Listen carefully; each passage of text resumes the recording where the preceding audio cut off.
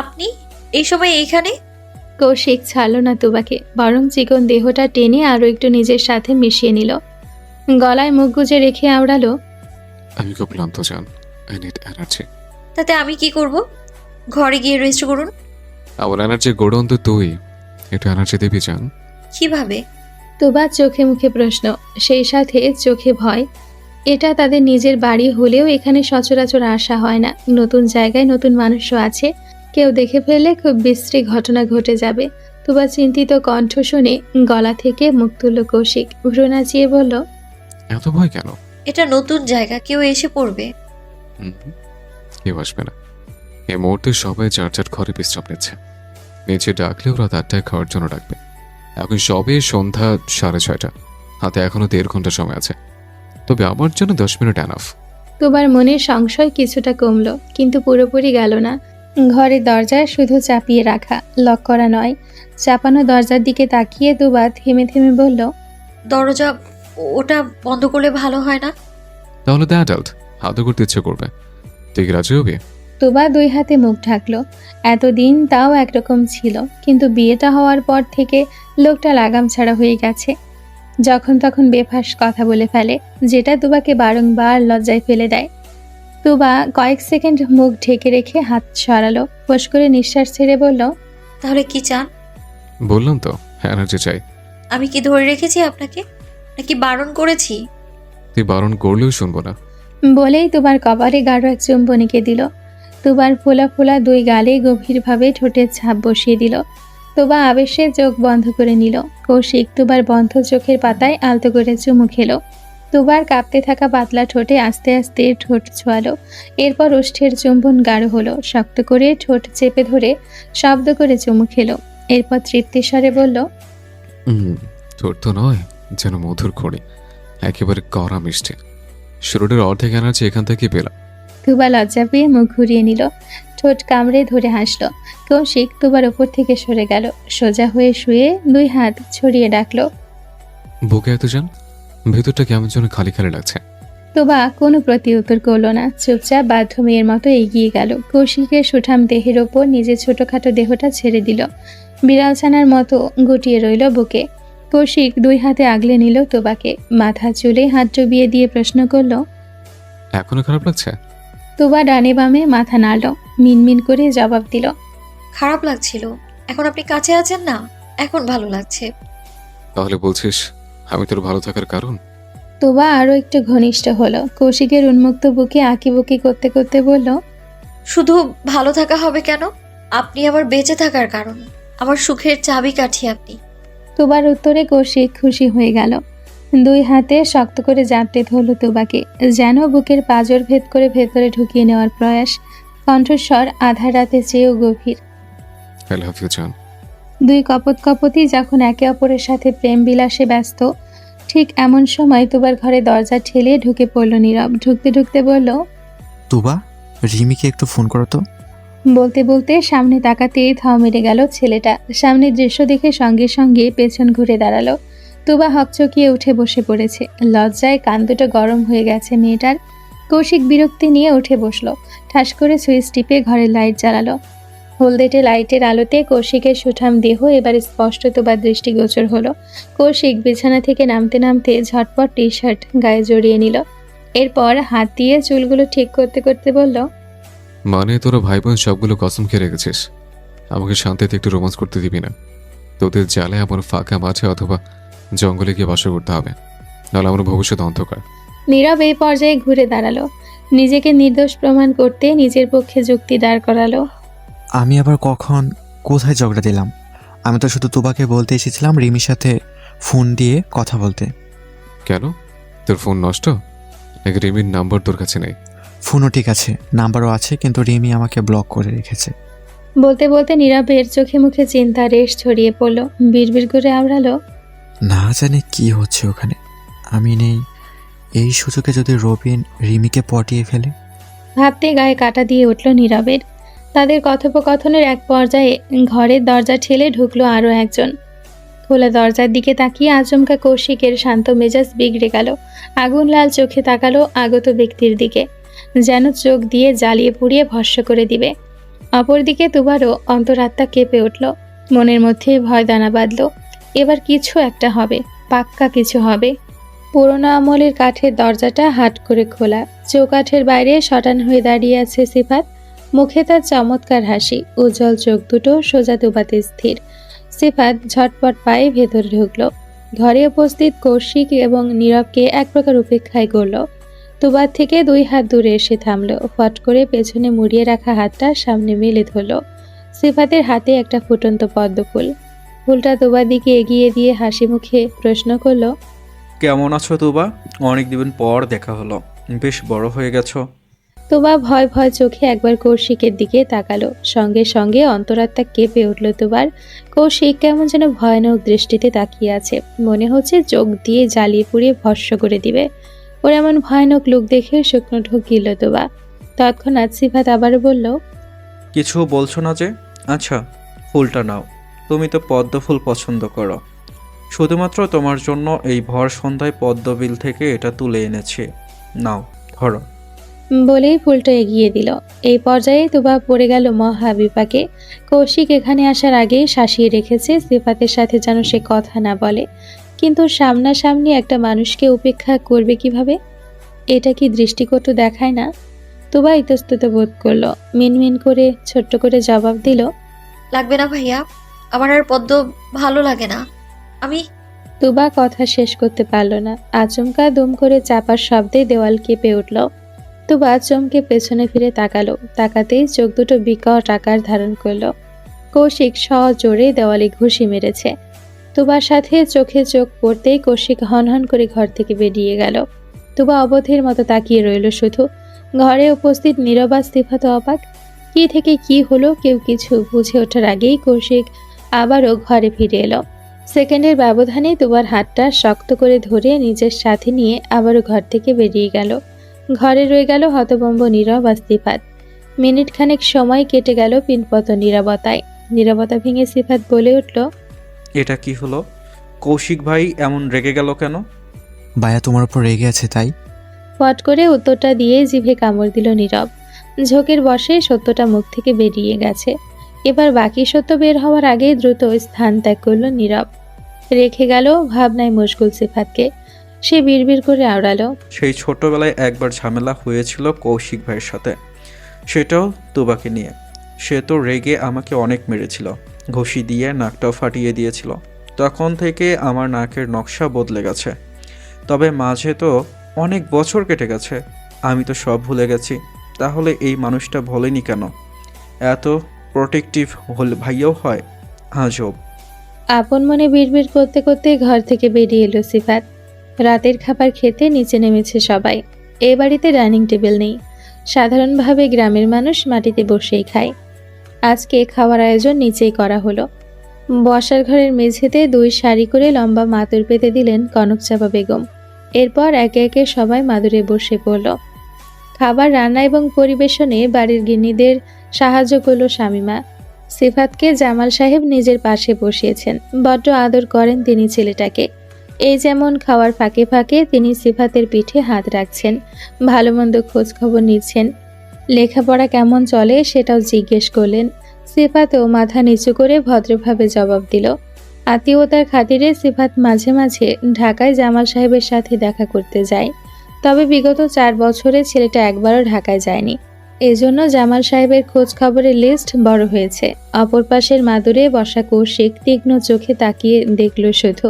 খাবার তার আর গলা দিয়ে নামছে না, শুধু প্লেটে আঙ্গুল নাড়াচাড়া করছে। বিষয়টা অন্যদের নজর এড়ালেও তুবার নজর এড়ালো না। তুবা শান্ত চোখে একবার কৌশিকের দিকে চাইল। চেহারা কেমন যেন ফ্যাকাশে উদাসীন। তুবা নজর ঘুরিয়ে কৌশিকের প্লেটের দিকে তাকালো। হাতের উল্টো পিঠের আঙ্গুলের গোড়া লালচে হয়ে আছে। তখন দেওয়ালে অত জোরে ঘুষি দেওয়ার কি প্রয়োজন ছিল? এখন নিশ্চয়ই হাত ব্যথা করছে। আচমকা তুবার মনটা খারাপ হয়ে গেল। খাবার আর গলা দিয়ে নামলো না। মন খারাপ করে নিজেও প্লেটে আঙ্গুল ঘোরাতে লাগলো। পাশ থেকে মৌমিতা ধাক্কা দিল তুবাকে। কিরে, খাচ্ছিস না কেন? নিচে বসে খেতে সমস্যা হচ্ছে আপু। ঠাস করে একটা মিথ্যা বানোয়াট কথা শুনিয়ে দিল মৌমিতাকে। আসল সত্য নিজের পেটেই হজম করে নিল তুবা। মৌমিতাও আর বেশি ঘাটল না। সবাই খাওয়া দাওয়া করে যার যার ঘরে চলে গেল। নীরব ঘরে এসে আবারও ফোন নিয়ে বসলো। ডায়াল প্যাডে রিমি নাম্বার তুলে ফোন লাগালো, কিন্তু হাই, এবারেও ফোন গেল না। নীরব হতাশ হলো। বিচ্ছুটা ওকে সব জায়গা থেকে ব্লক করে রেখেছে। এদিকে রবিনের চিন্তায় নীরবের ব্লাড প্রেশার বেড়ে যাচ্ছে। অনেক চিন্তা ভাবনা করে হাতড়ে লাগেজ থেকে অন্য একটা সিম খুঁজে বের করলো নীরব। নিজের ফোনে চলমান সিম খুলে নতুন সিম লাগালো। এরপর সেই সিম দিয়ে রিমির নাম্বারে ডায়াল করলো। সময় গেল কয়েক সেকেন্ড। বিপ বিপ করে ফোন বাজছে, কিন্তু রিসিভ করা মানুষ বোধ হয় এ জগতে নেই। নীরবের ধৈর্যের বাঁধ ভাঙলো। রেগে যেই না ফোন কান থেকে নামাতে যাবে, এমন সময় হুট করে ফোনটা রিসিভ হলো। শোনা গেল রিমির ঘুম জড়ানো মৃদু কণ্ঠ। হ্যালো, কে? আচমকা রিমির ঘুম ঘুম কণ্ঠ শুনে বুকের ভেতর ধক করে উঠল নীরবের। ভেতর জুড়ে উথাল পাথাল ঝড় শুরু হলো। হৃৎপিণ্ড কেঁপে উঠল। রাগের পাহাড় মুহূর্তে অর্ধেকটা ভেঙে গেল। নীরব ধিমি কণ্ঠে বলল, আমি নীরব। কোন নীরব? এই প্রশ্ন শুনে নীরবের মেজাজটা আরো বিগড়ে গেল। কোন নীরব মানে? এই মেয়ের জীবনে কয়টা নীরব আছে? রাগে খিটখিটে মেজাজ নিয়ে দাঁতে দাঁত চেপে নীরব জবাব দিল, কোন নীরব মানে? তোর জামাই নীরব? কয়টা নীরব আছে তোর? রিমির হুঁশ ফিরল বোধ হয়। ঘুমটাও চট করে ছুটে গেল। ফোনটা কান থেকে সরিয়ে চোখের সামনে নাম্বারটা দেখে নিল। অচেনা নাম্বারে চেনা কণ্ঠ শুনে কিটমিট করে উঠল রিমি। ঝগড়ার ভঙ্গিতে বলল, তুই আবার অন্য নাম্বার থেকে ফোন দিয়েছিস কেন? তুই আমাকে ব্লক করেছিস কেন? তুই কে রে? তোকে কেন কৈফিয়ত দেব? তুই দিতে বাধ্য রিমি। আমার বই গেছে তোকে কৈফিয়ত দিতে। একদম আমাকে ফোন করবি না, শালা খবিস। দাঁত খিচে গালি দিয়েই খট করে ফোনটা কেটে দিল রিমি। সঙ্গে সঙ্গে এই নাম্বারও ব্লক করে দিল। রাগে নীরবের শরীর থরথর করে কাঁপছে।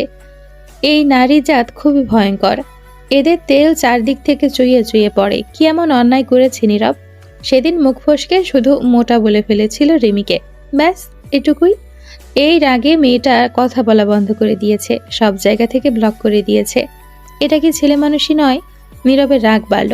রাগে কাঁপতে কাঁপতে ঝটপট একটা মেসেজ লিখল, হৃদয়, এই রবিনের দিকে নজর রাখিস তো, ওই শালা যেন রিমির আশেপাশে না ঘষতে পারে। বিস্তারিত আমি ঢাকায় ফিরে জানাবো। এটুকু লিখে টুক করে হৃদয়ের নাম্বারে মেসেজটা সেন্ড করে দিল। সঙ্গে সঙ্গে রিপ্লাই এলো, ওকে বন্ধু। নীরব ফোঁস করে নিঃশ্বাস ছাড়ল। টান টান হয়ে বিছানায় শুয়ে পড়ল।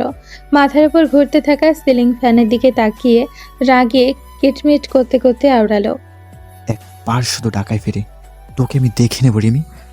আমাকে জানানোর শাস্তি তুই হাড়ে হাড়ে টের পাবি। রাত তখন প্রায় 12টা ছুঁই ছুঁই। হঠাৎ করেই তোবার ঘুমটা ভেঙে গেল। নড়ে চড়ে উঠে বসতেই পেটের ভেতর কেমন যেন মুচড়ে উঠল।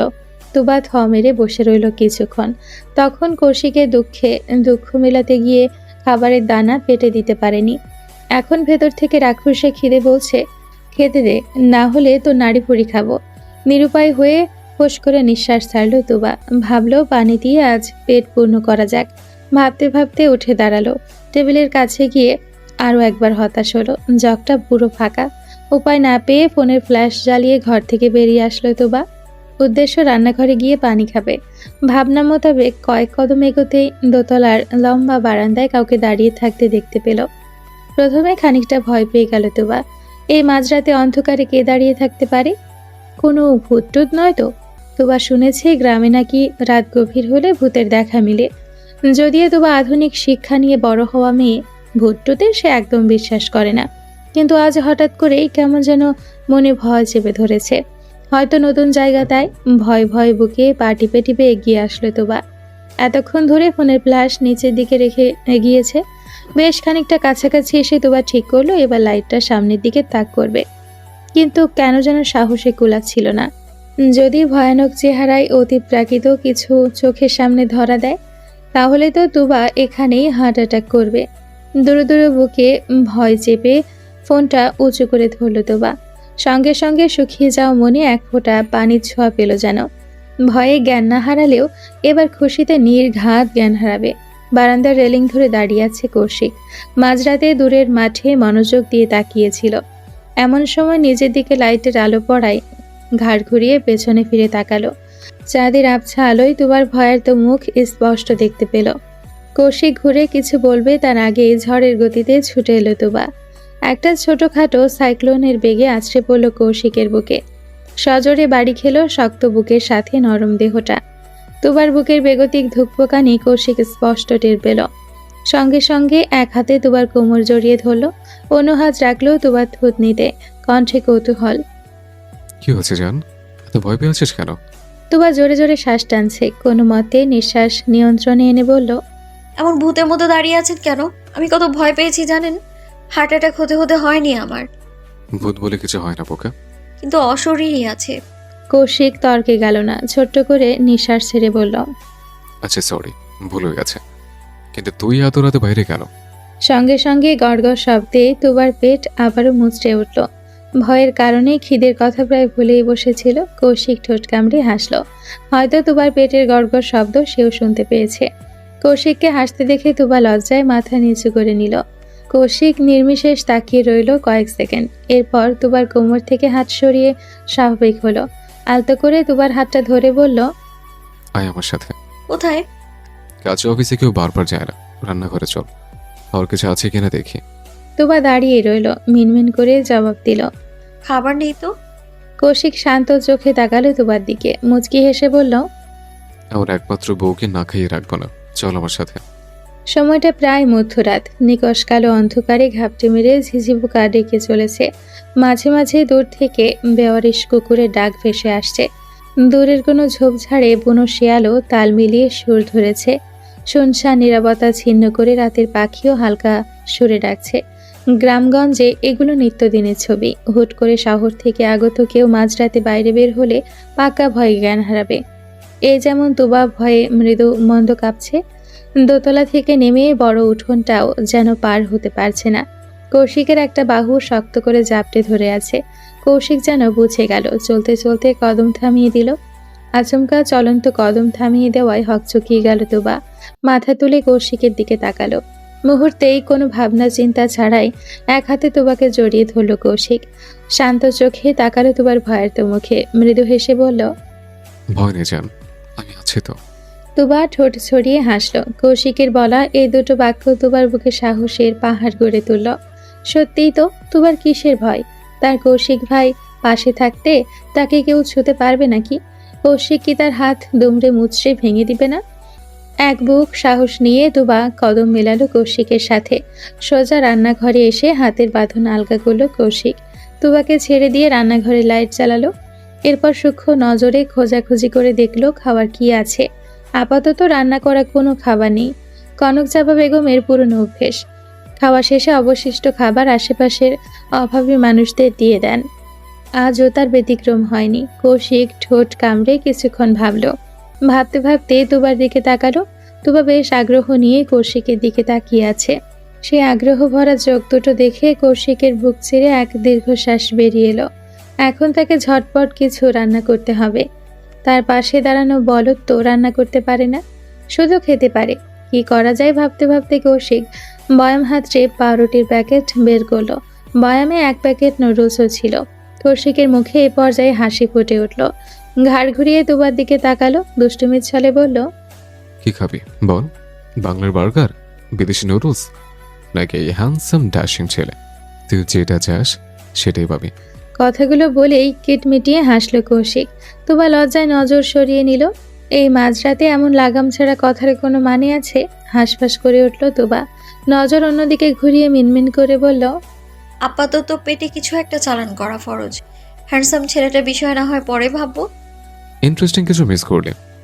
এক রহস্যজনক হাসি দিয়ে বাক্যটা আওড়ালো কৌশিক। এরপর সোজা হয়ে দাঁড়ালো। সিলিন্ডারে চাবি লাগিয়ে গ্যাসের চুলা অন করলো। আগুন জ্বলতেই সবার প্রথম 2টা ডিম ভাজলো। এরপর চুলা নুডলসের জন্য গরম পানি বসিয়ে ফ্রিজ থেকে টমেটো আর শসা নিয়ে কাটতে লাগলো। কাটার ফাঁকে ফাঁকে নুডলস রান্নার কার্যক্রম অব্যাহত রাখলো। তুবা উকি দিয়ে দেখলো একবার। সালাদ কাটা শেষ হতেই কৌশিক পাউরুটির একটা টুকরো নিয়ে তার উপর টমেটোর স্লাইস দিল। এরপর শসা দিল, তার উপর ডিম ভাজা দিল। ডিমের উপর খানিকটা সস ছড়িয়ে দিয়ে আরও একটা পাউরুটির টুকরো দিয়ে চেপে ধরলো। একটা বার্গার রেডি। এরপর একই পদ্ধতিতে দ্বিতীয় বার্গারও বানালো। ততক্ষণে নুডলস রান্না হয়ে গেছে। একটা হাফ প্লেটে নুডলস ঢেলে গ্যাস অফ করে দিল। এরপর বার্গার এবং নুডলসের প্লেট দুটো তুবার দিকে এগিয়ে দিল কৌশিক। তুবা এগিয়ে এলো, খাবার না ছুঁয়ে কৌশিকের ডান হাতটা খপ করে ধরে টেনে সামনে আনলো। হাতের উল্টো পিঠ নেড়ে চেড়ে দেখল এখনো চামড়া লালচে হয়ে আছে। তুবা আলতো করে সেখানে হাত ছোয়ালো, নিচু স্বরে বলল, খুব ব্যথা করছে তাই না? আপনি এমন পাগলামো কেন করেন? কৌশিকের হাসি খুশি মুখে হুট করে অমাবস্যার আধার নামলো যেন।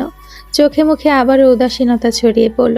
উদাস কণ্ঠে বলল, আমার এসব আঘাতে ব্যথা লাগে না তোবা। ব্যথা কখন লাগে জানিস? যখন তোর আশেপাশে অন্য ছেলেদের দেখি, তখন বুকটা জ্বলে যায়, হৃৎপিণ্ড কামড়ে ধরে, অসহ্য ব্যথা তখন দম আটকে আসে। সবচেয়ে বেশি কষ্ট আমি তখন পাই। আপনি কি জেলাস? তোর কি মনে হয়? মনে হয় আপনি সিফাত ভাইকে হিংসে করেন। তুবার কথা শেষ হতে আচমকা তুবাকে এক টানে কাছে নিয়ে এলো কৌশিক। এক হাতে তুবার চিকন কোমর পেঁচিয়ে ধরে অন্য হাতে তুবার গাল চেপে ধরল। হিংস্র কণ্ঠে গর্জে উঠল, একদম সিবাতের নাম নিবি না। এই মুখে কৌশিক ছাড়া অন্য ছেলেদের নাম নেওয়া নিষিদ্ধ। আর আমার নিষেধাজ্ঞা ভঙ্গ করলে ঠিক কঠিন শাস্তি পাবি তোবা। কৌশিকের শক্ত কণ্ঠে গর্জন শুনে বুকটা কেঁপে উঠল তুবার। এদিকে রাগে গালটাও বেশ শক্ত করে চেপে ধরেছে কৌশিক।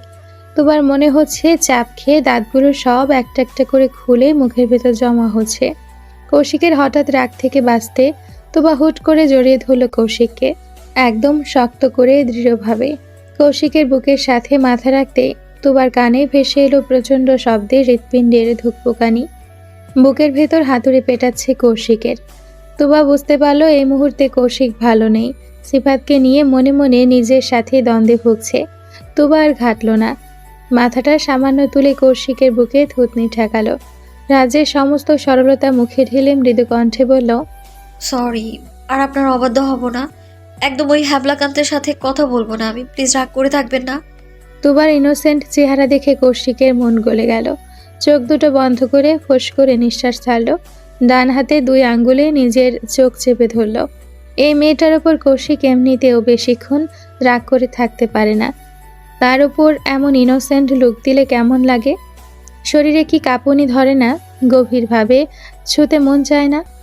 বলদটা তো আর সেদিকে পা বাড়াবে না। কৌশিক 2 আঙ্গুলে চোখ ডলতে ডলতে বলল, তোবা ছাড় আমাকে, আমি কন্ট্রোল হারাচ্ছি। সঙ্গে সঙ্গে সরে দাঁড়ালো তোবা। পেছন ফিরে এক দফা মুখ ভ্যাংচালো, বিড়বিড় করে বলল, পেট পাতলা কন্ট্রোল একটা, যখন তখন পেট খারাপ হয়। বিড়বিড় করে খাবারের প্লেট টেনে নিল। নিচে একটা মাদুর পেতে সেখানে বসলো তোবা। হাতের ইশারায় কৌশিককেও বসতে বলল। কৌশিক বিনা বাক্য ব্যয় করে চুপচাপ তোবার মুখোমুখি হয়ে বসলো। তোবা চামচে করে নুডলস তুলে কৌশিকের দিকে এগিয়ে ধরলো, আদেশ সুরে বলল, হ্যাঁ করুন। রাতে আপনিও খাবার প্লেটে রেখে উঠে গিয়েছিলেন, আমি দেখেছি। এখন আমার সাথে আপনিও খাবেন। তুবার শাসনবাণী শুনে কৌশিকের বুকের ভিতর এক মুঠো শীতল হাওয়া বয়ে গেল। ওর প্রতি তুবার এত খেয়াল কৌশিকের মনটা ঠান্ডা করে দিল। কোনো দ্বিধাদ্বন্দ্ব ছাড়াই তুবার সামনে আত্মসমর্পণ করলো। খাবারটা দুজনে মিলে ভাগাভাগি করে খেলো। এতে পেট না ভরলেও মন প্রাণ দুটোই ভরে গেছে। খাওয়া শেষে তুবাকে ঘরের দরজা পর্যন্ত এগিয়ে দিল কৌশিক। ইতিমধ্যে অনেকটা সময় পেরিয়ে গেছে, রাতটাও খুব গভীর। কৌশিক পকেট থেকে ফোন বের করে সময় দেখে নিল। রাত প্রায় 2টা ছুঁই ছুঁই। কৌশিক সতর্ক চোখে একবার চারিদিকে নজর বোলালো, ধীর কণ্ঠে বলল, ঘরে গিয়ে ঘুমিয়ে পড়। বাইরে বের হয়ে প্রয়োজন হলে আমাকে ফোন করবে, কেমন? তুবা বাধ্য মেয়ের মতো মাথা দোলালো। ঘরে যাওয়ার জন্য উল্টো ঘুরে পা বাড়ালো। সঙ্গে সঙ্গে কৌশিক আবারও ডেকে উঠল। তোবা, তুবার চলন্ত পা থেমে গেল।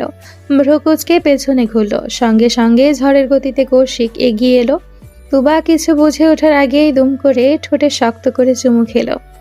চুমুর স্থায়িত্ব ছিল কয়েক সেকেন্ড। সঙ্গে সঙ্গে কৌশিক সরে দাঁড়ালো। সামান্য ঝুঁকে এসে ফিসফিস করে বলল, আমার পেট খালি চলে যান, এবার পেট ভরেছে, যা ঘরে যা। বলেই কয়েক কদম পিছিয়ে গেল কৌশিক, কিন্তু সেখান থেকে এক চুলও নড়ল না। বারান্দাতেই ঠায় দাঁড়িয়ে রইল। অর্থাৎ তুবা ঘরে না যাওয়া পর্যন্ত সেখান থেকে যাবে না। তুবা লজ্জায় আড়ষ্ট হয়ে দৌড়ে ঘরে ঢুকে ঠাস করে দরজা আটকে দিল। এ পর্যায়ে কৌশিক যেন স্বস্তি পেল। একটা লম্বা নিঃশ্বাস ছেড়ে নিজের ঘরের দিকে পা বাড়ালো। সাত সকালে ঘটল আরেক বিপত্তি। বাড়িতে হুট করে হাজির হয়েছে অপরিচিত 4 জন মানুষ। এদের মধ্যে 2 জন মহিলা আর 2 জন পুরুষ। তবে চিন্তার মূল কারণ হলো তারা নিছক কোনো মেহমান নন। তারা এসেছে মেয়ে দেখতে। এই কথা শোনা মাত্রই বাড়ির 3 মেয়ের গলা শুকিয়ে গেল। বাড়ির উঠোনে বসানো হয়েছে মেহমানদের। তাদের সাথে টুকটাক আলাপ ও খোশ গল্প করছেন বাড়ির 3 কর্তা। দোতলার বারান্দায় দাঁড়িয়ে এই ভয়ানক দৃশ্য পর্যবেক্ষণ করে চলেছে 3 বোন। ঠিক সেই মুহূর্তে ঘুম ঘুম চোখে ঘর থেকে বেরিয়ে এলো কৌশিক। রাতে দেরিতে ঘুমানোর ফলে চোখে মুখে ঘুমের রেশ এখনও রয়েছে। গলায় তোয়ালে ঝুলিয়ে হাতে ব্রাশ নিয়ে বের হয়েছে। এমন সময় বাড়ির 3 আদরের দোলালিকে বারান্দায় শটান হয়ে দাঁড়িয়ে থাকতে দেখে ভ্রু কুঁচকে গেল কৌশিকের। হাই তুলতে তুলতে পায়ে পায়ে এগিয়ে এলো ওদের দিকে। 3 বোনে নজর অনুসরণ করে কৌশিক দোতলা থেকে নিচে তাকালো। নিচে বাপ চাচাদের সাথে আর অপরিচিত 4 জন লোককে দেখে কৌশিকের কোচকানো হৃদয় দ্বিগুণ কুঁচকে গেল। কণ্ঠে কৌতূহল। এরা কারা? সকাল সকাল এই বাড়িতে কি করছে? চেহারা কোনো আত্মীয়ের সাথে তো মিলে না। প্রশ্ন করে উত্তরের আশায় 2 বোন ও 1 বউয়ের দিকে চাইল কৌশিক, কিন্তু হাই, তার বোন আর বউ তো ভূত দেখার মতো চমকে আছে। সময় নিয়ে জবাব দিল রিয়া। ভীতু কণ্ঠে বলল, ভাইয়া, এরা কোনো আত্মীয় নয়। ওই যে পাঞ্জাবি পরা বয়স্ক লোককে দেখছো না, উনি ঘটক। মেয়ে দেখতে পাত্রপক্ষ নিয়ে হাজির হয়েছে। রিয়া জবাব শুনে বিরক্তি নিয়ে তাকালো কৌশিক। এই ঘটক ফটক তার একটুও পছন্দ নয়। অবিবাহিত মেয়েদের জন্য ঘটক হলো একটা আতঙ্ক, আর গোপনে বিয়ে করা ছেলেদের জন্য ঘটক হলো একটা প্যারা। এরই মাঝে সকলের আতঙ্ক বাড়িয়ে দিতে তাওহিদ সাহেব গলা ছেড়ে রাখলেন, তুবা আম্মু, একটু নিচে আসো তো।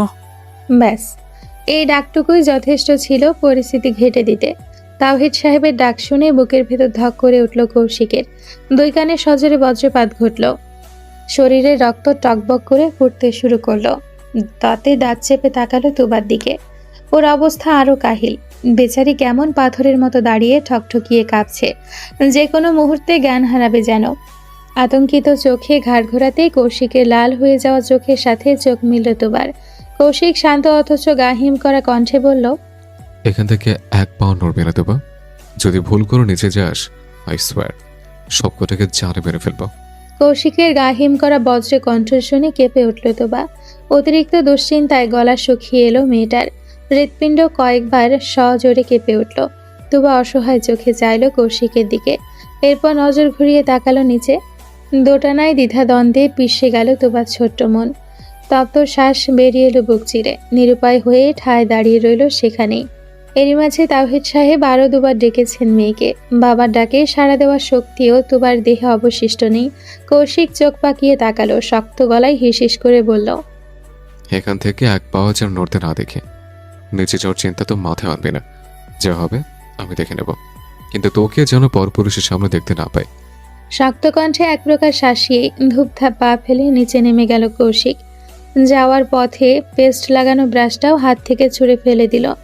ব্রাশ ফ্রাশ জাহান্নামে যাক, 1 ব্রাশ গেলে 10টা ব্রাশ আসবে, কিন্তু বউ হারালে সেটা আর ফিরে পাওয়া যাবে না। ধূপধাপ কদম ফেলে নিচে নেমে জামাল সাহেবের পাশে বসলো কৌশিক। 2 বাপ বেটার মধ্যে ইঞ্চি খানিক দূরত্ব। জামাল সাহেব নিজের পাশে ছেলেকে বসতে দেখে হেসে বললেন, এটা আমার ছেলে। কৌশিক তীক্ষ্ণ চোখে তাকালো অচেনা 4 জন ব্যক্তির দিকে। বাবার কথা উপেক্ষা করে যথাসম্ভব গম্ভীর কণ্ঠে প্রশ্ন করলো, পাত্র কোনটা? একটু দূরে চেয়ারে আলাদাভাবে ঘটক বসেছিলেন। কৌশিকের প্রশ্ন শুনে তিনি পান খাওয়া লালচে দাঁত বের করে বললেন, পাত্র আসেনি বাবা, কথাবার্তা ঠিকঠাক হলে ছেলেকে নিয়ে আসবো। কৌশিক যেন সামান্য একটু স্বস্তি পেল। নিজের চতুর মস্তিষ্কে ফোন দিয়ে সবার সামনে পেশ করার মোক্ষম সুযোগ পেয়ে গেল। বসে থাকা জলচৌকির পেছন দিকে হেলান দিয়ে বলল, দেখাশোনা হচ্ছে হোক, তাতে সমস্যা নেই, কিন্তু পাত্র নিয়ে আমাদেরও কিছু ডিমান্ড আছে। আসলে ডিমান্ডগুলো মূলত পাত্রের দিক থেকে। ঘটকের সঙ্গে আসা ছেলেপক্ষের একজন মহিলা বলে উঠলেন, কি ডিমান্ড বাবা? তুমি নিঃসংকোচে বলো। বলতে তো এসছি, শুনুন তবে। প্রথমত যেমন তেমন ছেলের হাতে আমাদের বাড়ির মেয়েকে তুলে দেব না। ছেলেকে হতে হবে অতি সুদর্শন, হাইট হতে হবে 6 ফুট, জিম করা একটা আকর্ষণীয় বডি থাকতে হবে, পেটে ভরে থাকলে চলবে না, গায়ের রং হতে হবে ফর্সা, কোনো চাকরি করা ছেলে চলবে না, ছেলেকে হতে হবে মাস্টার্স পড়ুয়া, মানে লেখাপড়া রানিং আর কি, বয়স হতে হবে 25-26-এর মাঝামাঝি, অবশ্যই সায়েন্সের স্টুডেন্ট, আর মোস্ট ইম্পর্ট্যান্ট। কৌশিকের কথা শেষ করতে দিল না জামাল সাহেব। মাঝপথে ছেলেকে থামিয়ে দিয়ে ছেলের হাত চেপে ধরলেন।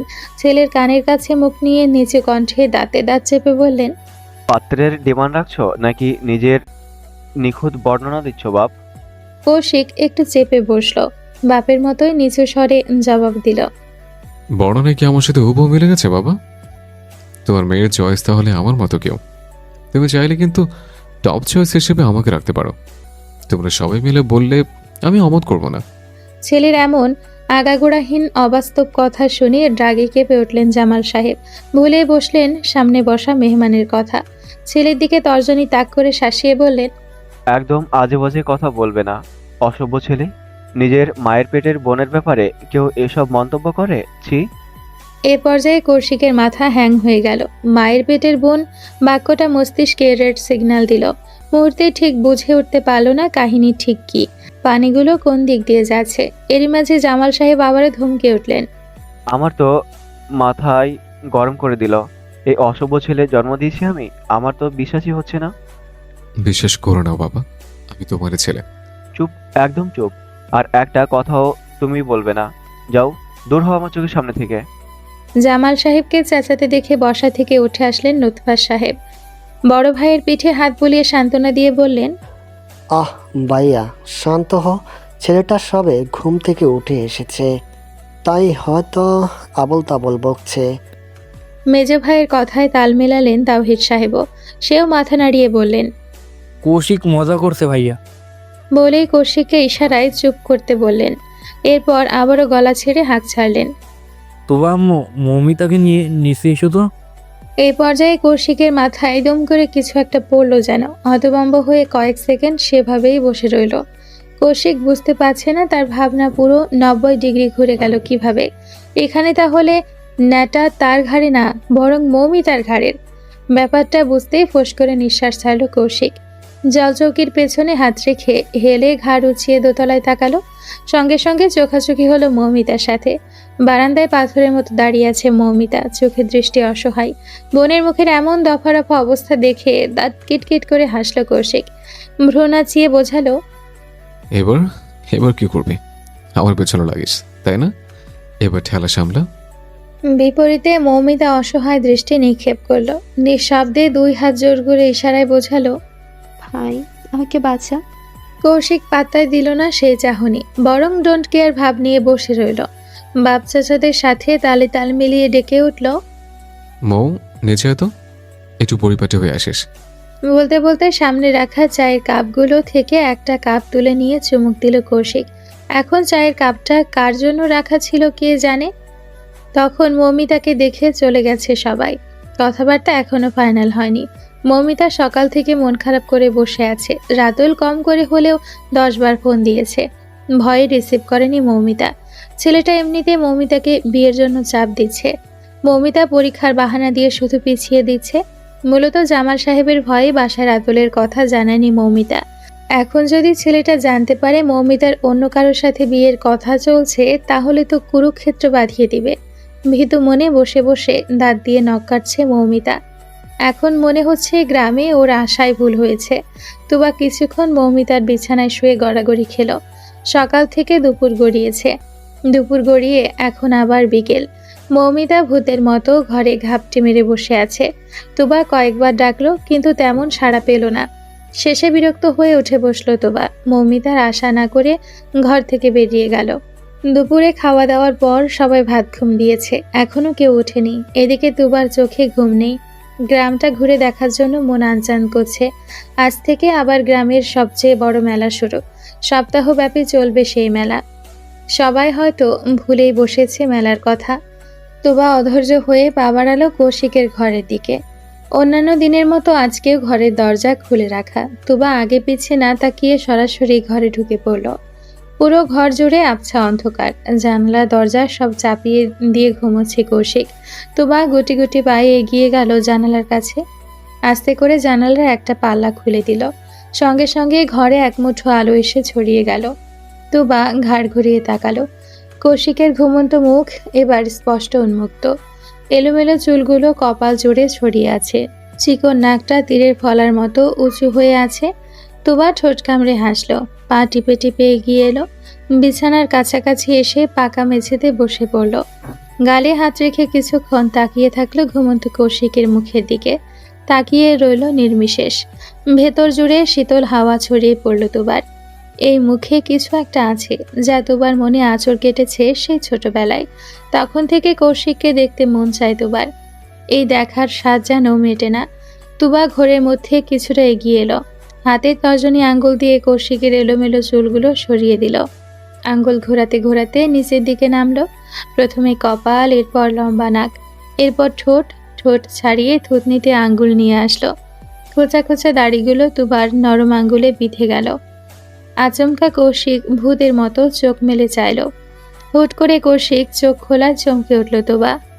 যে না সরে যাবে তৎক্ষণাৎ এক হাতে তুবার বাহু ধরে টান দিয়ে বিছানায় ফেলে দিল কৌশিক। নিজে ঘুরে তুবার ওপর চলে গেল। তুবার দুই পাশে পেশিবহুল হাত দুটো রেখে তাতে উড়ু দিয়ে উঁচু হলো কৌশিক। ঘটনাটা এত দ্রুত ঘটল যে তুবা নিজেকে বাঁচানোর সুযোগ পেল না। ধরা পড়ে গিয়ে চোরের মতো নজর লুকাতে ব্যস্ত হয়ে পড়ল। তা দেখে কৌশিক ঠোঁট কামড়ে হাসল। ঘুম জড়ানো কণ্ঠে বলল, আবার আবার আমার ঘুমের ফাঁদে উঠাতে এসছিস? কই না তো। এলোমেলো দৃষ্টিতে তাকিয়ে জবাব দিল তুবা। কৌশিক শব্দ করে হেসে ফেলল। হাতের পেশিতে ভর দিয়ে সামান্য নিচে ঝুঁকে নিচু স্বরে বলল, তোর মিথ্যাগুলো খুব কিউট লাগে জান, মনে হয় পুরো খেয়ে ফেলে। তুবা লজ্জায় আড়ষ্ট হলো। কৌশিকের বাহুডোরে আটকা পড়ে হাঁসফাঁস করে উঠল। গাল দুটো লাল হয়ে গেল। ঠিক এমন সময় কৌশিক হাতের উপর থেকে নিজের শরীরের ভর ছেড়ে দিল। সুঠাম দেহের নিচে চাপা পড়ল তুবা নরম দেহ। কৌশিক তুবার কানের কাছে মুখ নিয়ে ফিসফিস করে বলল, গায়ে কি অ্যালকোহল মেখে ঘুরিস? আশেপাশে আসলেই নেশা চড়ে যায়, শরীর কাঁপে, ভেতরটা চলে। এ দেখ, আমার হৃদস্পন্দন বেড়ে গেছে। তুবা জবাব দিতে পারল না। পাথরের মতো সেভাবেই পড়ে রইল। কৌশিক আরও একটু ঘনিষ্ঠ হলো। তুবার কানের পিঠে ছোট্ট করে চুমু দিল। ঘাড়ের সাথে সরু নাক ঠেকিয়ে লম্বা করে শ্বাস টানলো। মোহনীয় কণ্ঠে বলল, তোর গায়ে একটা মিষ্টি গন্ধ আছে জান, আমার খুব পছন্দের, নেশা ধরে যায়। তুবা কোনো জবাব দিল না। কৌশিকের ফিসফিস আওয়াজে দেহে কাঁটা দিয়ে উঠেছে মেয়েটার। অদ্ভুত শিহরণে দেহ কাঁপছে। দারুণ বেগে বুকের ভেতর দামামা বাজছে। নিঃশ্বাস ঘন হয়ে আসছে। তুবা চোখ খিচে বন্ধ করে নিল। এই মুহূর্তে কৌশিকের চোখের দিকে তাকানোর সাহস হলো না। তুবার বেহাল দশা দেখে মাথা নেড়ে হাসল কৌশিক। তুবার অস্বস্তি কমাতে ওপর থেকে উঠে গেল। খাটের সাথে আধশোয়া হয়ে বসে হাত দিয়ে এলোমেলো চুলগুলো ব্যাকব্রাশ করলো। তুবার দিকে পূর্ণ দৃষ্টিতে তাকিয়ে বলল, কি আবদানি অধমকে স্মরণ করা, কি চাই বল। এ পর্যায়ে তুবার স্বস্তি পেল। শোয়া থেকে উঠে বসলো। তবে কৌশিকের সাথে নজর মেলাতে পারল না। ফ্লোরের দিকে তাকিয়ে মিনমিন করে বলল, আজ থেকে তো মেলা শুরু, ঘুরতে নিয়ে যাবেন না? তোর কোন আবদার অপূর্ণ রেখেছি আমি? তুবার ডানে বামে মাথা নাড়িয়ে না বোঝালো। কৌশিক শান্ত কণ্ঠে জবাব দিল, তাহলে তোর চাইতে যত দেরি, জান বাজি রেখে হলেও তোর সামনে সেটা হাজির করতে সদা প্রস্তুত আমি। সন্ধ্যার আগে সবাই তৈরি হয়ে থাকিস, নিয়ে যাব। তুবার মুখটা খুশিতে চকচক করে উঠল। উচ্ছ্বাসিত নয়নে তাকালো কৌশিকের দিকে। কিন্তু হাই, তুবার উচ্ছ্বাসে এক বালতি পানি ঢালতে আপদ হাজির হলো। বাইরে থেকে সিফাতের ডাক শোনা গেল। খানিকটা দূর থেকে গলা ছেড়ে রাখতে রাখতে আসছে, তুবা, তুবা, তুমি কি ঘরে আছো? একটু জরুরি দরকার ছিল। এই মুহূর্তে সিফাতের আগমন ছিল অনাকাঙ্ক্ষিত, কোনো ঝড়ের মতো। যে ঝড় তুবার শান্ত জীবনকে মুহূর্তে অশান্ত করে তোলে। তুবা ভয় ভয় চোখে কৌশিকের দিকে তাকালো। কৌশিক বিরক্তি নিয়ে দরজার দিকে তাকিয়ে আছে। ধীরে ধীরে স্বচ্ছ চোখের শিরাগুলো লালচে রং ধারণ করছে। তুবা বিপাকে পড়ে গেল। কিভাবে সামলাবে এই পাগল ছেলেটাকে? এই ছেলে যে তুবার ব্যাপারে মারাত্মক পজিটিভ। প্রতিটা রগের ভেতরে রক্তের পরিবর্তে ইনসিকিউরিটি প্রবাহিত হয়। এরই মাঝে কৌশিক উঠে দাঁড়ালো। বাইরে যাওয়ার জন্য এক কদম এগোতেই তুবা ছুটে এলো কৌশিকের দিকে। পেছন থেকে জাপটে ধরলো কৌশিককে। দুই হাতের শক্ত বাঁধনে আটকে নিল নিজের সাথে। বাধা পেয়ে থেমে গেল কৌশিক। রাগে হিস হিস করতে করতে বলল, তুবা ছাড়। কণ্ঠটা ছিল গাহিম করা। তুবা খানিকটা কেঁপে উঠল, কিন্তু ছাড়ল না, বরং হাতের বাঁধন আরো দৃঢ় করলো। কৌশিকের শক্ত পেটের কাছে দুই হাতের শক্ত একটা বাঁধন জুড়ে দিল। মুখটা গুজে দিল কৌশিকের পিঠে। মিনমিন কণ্ঠে বলল, যাবেন না প্লিজ? যাবো তো অবশ্যই। আজ ওর সাথে একটা বোঝাপড়া করতেই হবে। দিনের পর দিন এর ছ্যাঁচড়ামে নেওয়া যাচ্ছে না। কি করবেন? মারামারি করবেন? সেটা কি ভালো হবে? পরিবারের সামনে তখন আমাদের বিয়ের সত্যটা বেরিয়ে আসবে। তখন আসলে আসবে, আই ডোন্ট কেয়ার। আমি জানি আপনি কিছুই কেয়ার করেন না। ডোন্ট কেয়ার ভাব নিয়ে চলতে চলতে বুদ্ধিতে ঝং ধরে গেছে আপনার। এই জন্যই ভুলে গেছেন বিষয়টা আপনার একার নয়, আমিও এটার সাথে জড়িত। আমার চাওয়া না চাওয়ার কি কোনো দাম নেই? তোবার শেষোক্ত বাক্য শুনে থমকে গেল কৌশিক। তোবা চায় না ওদের বিয়ের কথা পরিবারে কেউ জানুক। মেয়েটা মারাত্মক ভীত। ভাবতে কৌশিকের বুক চিরে একটা দীর্ঘশ্বাস বেরিয়ে এলো। 2 আঙ্গুলে চোখ চেপে ধরল। সিফাত ততক্ষণে সিঁড়ি মারিয়ে দোতলায় উঠে পড়েছে। তোবার কণ্ঠস্বর নামিয়ে আনলো, নিচু স্বরে বলল, আসতে দিন ওকে, আমার ঘর চেক করে চলে যাবে। প্লিজ একটু চুপ হয়ে দাঁড়ান। কৌশিক যেন নিঃশব্দে মেনে নিল তোবার কথা। যেভাবে ছিল ঠিক সেভাবেই ঠায় দাঁড়িয়ে রইল। সিফাত ততক্ষণে তোবার ঘরের সামনে এসে হাজির। দরজায় 2 আঙ্গুলের টোকায় ঠক ঠক শব্দ করে ডাকলো। তুবা, তুমি কি ভেতরে আছো? ভেতর থেকে কোনো জবাব এলো না। সিফাত ধৈর্য নিয়ে অপেক্ষা করলো, জবাব না পেয়ে ফের বলল, আজ থেকে মেলা শুরু হয়েছে। তুমি না ঘুরতে যেতে চেয়েছিলে? চলো তোমাকে মেলা দেখিয়ে নিয়ে আসি। মেলায় তো আমিও যেতে চাই, কই কেউ তো আমাকে বললো না। রিয়া চলো ঘুরিয়ে নিয়ে আসি। রসিকতা করে কথাগুলো বলতে বলতে এগিয়ে এলো রিয়া। আচমকা তোবার পরিবর্তে রিয়া জবাব শুনে কিছুটা অপ্রস্তুত হয়ে গেল সিফাত। কোনো মতে জোর করে মুখে হাসি টেনে বলল, ওই না, মানে তোরা যেতে চেয়েছিল তাই আর কি। তুমিও যাবে, চলো তাহলে। যাবো তো বটেই, তুমি যখন নিজে থেকে বললে তখন কি আর না করা যায়? তবে আমি একা নয়, সবাই মিলে মেলায় যাবো। বলে একগাল হাসল রিয়া। সিফাত যেন এক বিন্দুও সন্তুষ্ট হলো না, তবে মুখে জোরপূর্বক হাসি ঠিকই অব্যাহত রাখলো। রিয়া ভ্রু নাচিয়ে বলল, কি ঘুরতে নিয়ে যাবে না? তাহলে খুঁটির মতো দাঁড়িয়ে রইলে কেন? তুবা, তোমাকে আমি রেডি করিয়ে নিয়ে আসছি, তুমি যাও। রিয়ার জবাবে সিফাতের মনক্ষুণ্ণ হলো। ছেলেটা মুখ ভার করে নিচে নেমে গেল। সিফাত যাওয়া পর্যন্ত রিয়া দাঁড়িয়ে রইল সেখানেই। একদম সিঁড়ি পেরিয়ে সিফাত উঠোনে যেতে রিয়া স্বস্তির নিঃশ্বাস ছাড়ল। একবার আর চোখে তাকালো কৌশিকের ঘরের দিকে। দরজাটা চাপানো, কিন্তু লক করা নয়। রিয়া গুটি গুটি পায়ে এগিয়ে গেল সেদিকে। কৌশিকের ঘরের দরজায় ছোট্ট করে টোকা দিয়ে বলল, রোমান্স শেষ হলে দুজনে বাইরে এসো, আর ভাইয়া দরজা লক করা শেখো। এটুকু বলে মিটিমিটি হাসতে হাসতে চলে গেল রিয়া। ভেতর থেকে তুবা কান পেতে শুনছিল সবকিছু।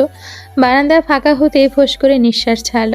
কৌশিক তখনও একইভাবে দাঁড়িয়ে। এ পর্যায়ে এসে মুখ খুলল, সারা জীবন এভাবে ধরে দাঁড়িয়ে থাকবে নাকি? জড়িয়ে ধরে সামনে থেকে ধরবে, পেছনে আবার কি? কৌশিকের এরূপ খোঁচা মারা কথা শুনে জিভ কামড় দিল তুবা, তবে হার স্বীকার করল না। উল্টো প্রতিবাদ করে বলল, আমার স্বামী, আমি সামনে থেকে জড়িয়ে ধরবো নাকি পেছন থেকে সেটা আমার বিষয়, তাতে আপনার কোনো সমস্যা? সমস্যা তো আমারই। আর তোর যে কোনো সমস্যা হয় না, এটা আরো বড় সমস্যা। মানে? কৌশিক জবাব না দিয়ে হুট করে ঘুরে গেল। তোবার কোমরে 2 পাশে হাত রেখে নিজের দিকে টেনে নিল। মাথাটা সামান্য ঝুঁকিয়ে তোবার মুখোমুখি হয়ে নিচু কণ্ঠে বলল, একে তো স্বামী বলে দাবি করিস, আবার স্বামীর অধিকারও খাটাতে দিস না। তুই পণের মতো অনুভূতিগুলো তালাবন্দি করে রেখেছিস। আমার ছোঁয়াতেও তোর কোনো অনুভূতি আসে না, এটা কি সমস্যা নয়? বলতে বলতে আরও কিছুটা এগিয়ে এলো কৌশিক। তোবার চোখে গভীরভাবে চোখ নিবদ্ধ করলো। আজ আর তোবা নজর লুকালো না, সরাসরি তাকালো কৌশিকের চোখে। সেখানে একরাশ মুগ্ধতা দেখা পেল তোবা।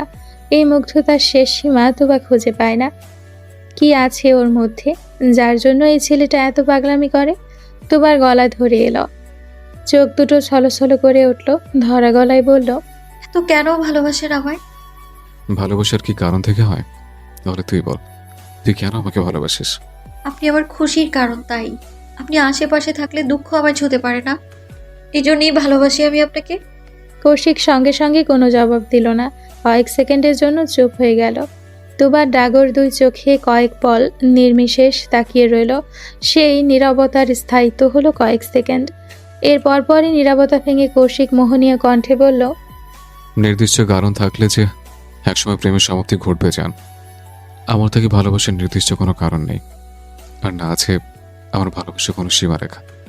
ওই মহাবিশ্বের যেমন কোনো শেষ নেই, তোর প্রতি আমার ভালোবাসাও কোনো শেষ নেই। তবে হ্যাঁ, একটা কথা বলতে পারি, তুই আমার মানসিক শান্তি, আমার সব ক্লান্তির মহৌষধ। তুই আমার সুখের ঠিকানা, বেঁচে থাকার এবং একমাত্র কারণ।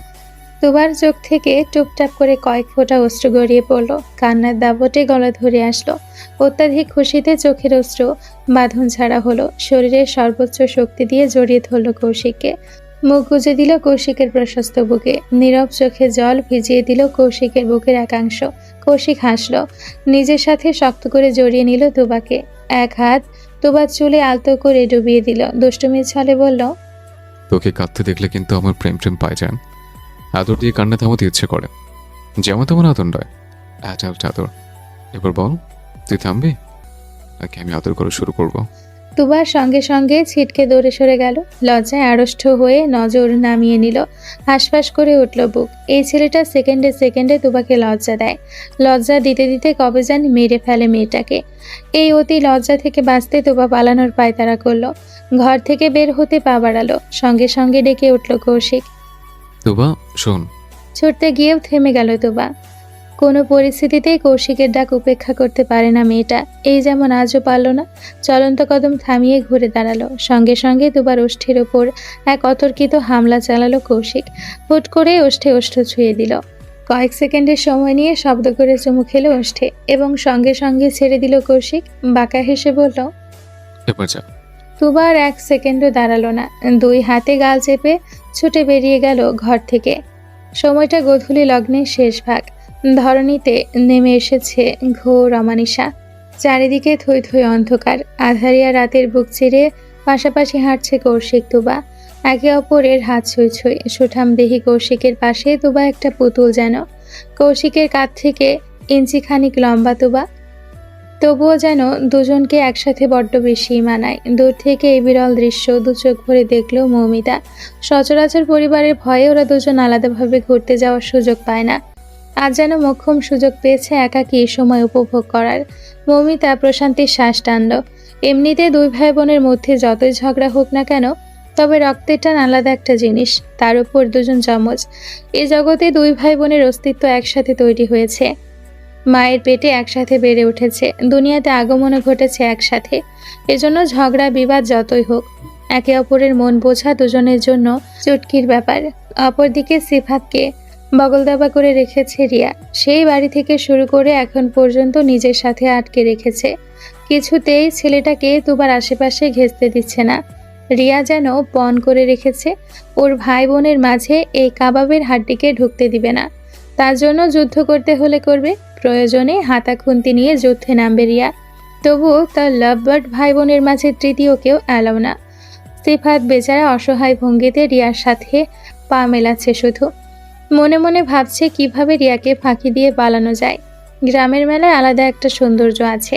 এই যেমন বিস্তৃত মাঠ জুড়ে সারি সারি দোকান বেছানো হয়েছে। দোকানগুলোতে হরেক রকমের জিনিসপত্র, যেগুলো সচরাচর শহরে দেখা যায় না। তুবা মুগ্ধ চোখে তাকিয়ে দেখতে লাগলো দোকানগুলো। ধরণীতে এখন অন্ধকার নামলেও মেলার মাঠ জুড়ে অন্ধকারে ছিটে ফোটা নেই। প্রতিটা দোকানে জ্বলছে বিভিন্ন রঙের লাইট। কোনোটা সাদা, কোনোটা লাল, আবার কোনোটা সবুজ। তুবার ঠোঁটের কোণে চমৎকার হাসি, চোখে মুখে উচ্ছ্বাস। মেলার সৌন্দর্য উপভোগ করতে গিয়ে মেয়েটা ভুলেই বসলো পাশের মানুষটার কথা, যার মুগ্ধ নজর এক এবং একমাত্র তুবার মুখে স্থির। তুবার ঠোঁটের কোণের প্রাণবন্ত হাসি কৌশিকের হৃদয় শীতল করে দিল। কৌশিক নিনিমেষ তাকিয়ে রইল তুবার হাসি খুশি মুখের দিকে। আচমকা পাশ দিয়ে একদল ছেলে যেতে লাগলো। কৌশিকের নজর সতর্ক হলো। অতি সন্তর্পণে তুবাকে এক হাতে জড়িয়ে নিল। ছোট্ট দেহটা ঢেকে নিল নিজের বলিষ্ঠ দেহের আড়ালে। তুবার মনোযোগে ব্যাঘাত ঘটল। ঘাড় উঁচিয়ে চাইল কৌশিকের দিকে। কৌশিকের নজর তখন তুবার দিকেই ছিল। নজরে নজর মেলাতেই তুবা ছোট্ট করে শুধালো, কি? কৌশিক মুচকি হেসে মাথা নাড়ল, কণ্ঠস্বর শীতল। দুনিয়ার কারো ছোঁয়া থেকে নিজের জিনিস রক্ষা করছে। আমার বউয়ের গায়ে অন্য কারো ছোঁয়া লাগবে কেন? তুবা লাজুক হাসলো। লজ্জা পাওয়ার ভঙ্গিতে মাথা নিচু করে নিল। এতে কৌশিকের ঠোঁটের হাসি প্রশস্ত হলো। দুষ্টুমির ছলে বলল, প্রেয়সীর লাজুক চাহনি প্রেমিক পুরুষের হৃদয় জুড়ে ঝড় তুলে দেয়। ট্রাস্ট মি জান, ভেতরে ঝড় আমাকে লণ্ঠভণ্ড করে দিচ্ছে। একবার বুকে হাত রেখে থাক। তুবা হাঁসফাঁস করে উঠল। অস্বস্তির স্বরে বলল, আপনি থামবেন? আচ্ছা, থেমে গেলাম। বলেই সোজা হয়ে দাঁড়ালো কৌশিক, যেন সে খুবই বাধ্য ছেলে। কিন্তু তুবা এখনও তার বাহুবন্ধনে আবদ্ধ। সেই অবস্থাতেই তুবা হাতের আঙ্গুল দিয়ে ইশারা করে দেখালো, ওই চুরির দোকানে চলুন না, আমি কিছু কাচের চুড়ি নেব। তোর জন্য জানটাও হাজির, সেখানে চুরি তো সামান্য ব্যাপার। তুবা হাসলো আর সেখানে না দাঁড়িয়ে চুরির দোকানের দিকে এগিয়ে গেল।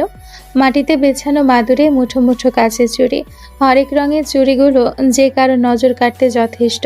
তুবা মুগ্ধ চোখে তাকালো চুড়িগুলোর দিকে। কি সুন্দর চোখ ধাঁধানো রং। ওদের দুজনকে অনুসরণ করে মৌমিতা, রিয়া, নীরবা, সিফাত এগিয়ে এলো।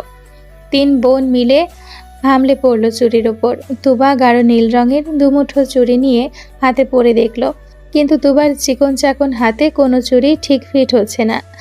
যেটাই হাতে দিচ্ছে সেটাই বড় হয়। দোকানদার হেসে বলল, বাড়ি গিয়া বেশি বেশি খাইবেন আফা, নইলে আপনার মাফের চুরি পাওয়া যাইত না। তুবার মন খারাপ হলো। ঠোঁট উল্টে তাকালো কৌশিকের দিকে। কৌশিক বাম হাতে তুবার ডান হাতটা আলতো করে মুঠোয় পুরে সান্ত্বনা দিল। এরপর নিজ উদ্যোগে খুঁজতে লাগলো ছোট সাইজের নীল চুড়ি আছে কিনা। ঠিক এমন সময় তুবার সামনে এক মুঠো নীল চুড়ি ধরল সিফাত। বেশ আগ্রহ নিয়ে বলল, দেখো তো তুবা, এটা হাতে ঠিক হয় কিনা।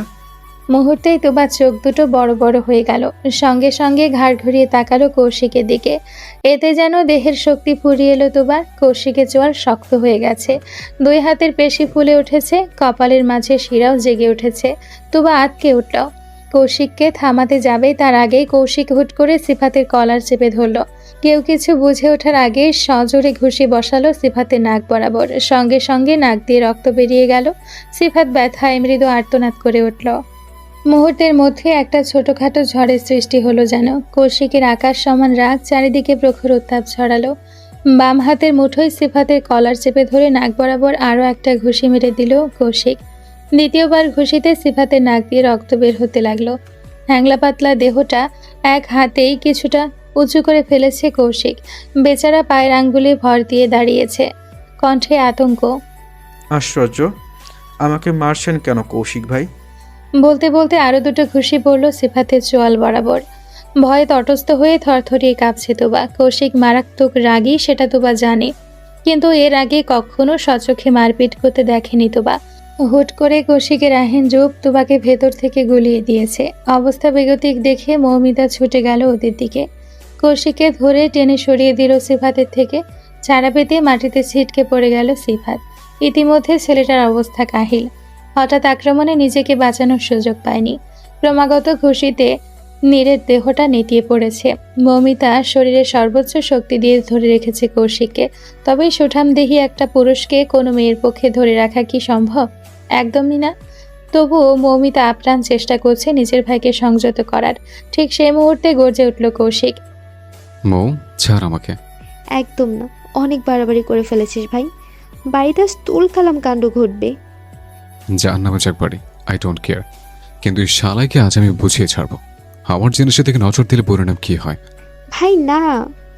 শেষ রক্ষা করতে পারল না মৌমিতা। কৌশিক ছুটে গেল মৌমিতার বাঁধন থেকে। মাটিতে বসে হাঁপাতে থাকা সিফাতের কলার ধরে টেনে তুলল। ভয়ে সিফাতের দেহে কাঁপুনি ধরে গেছে।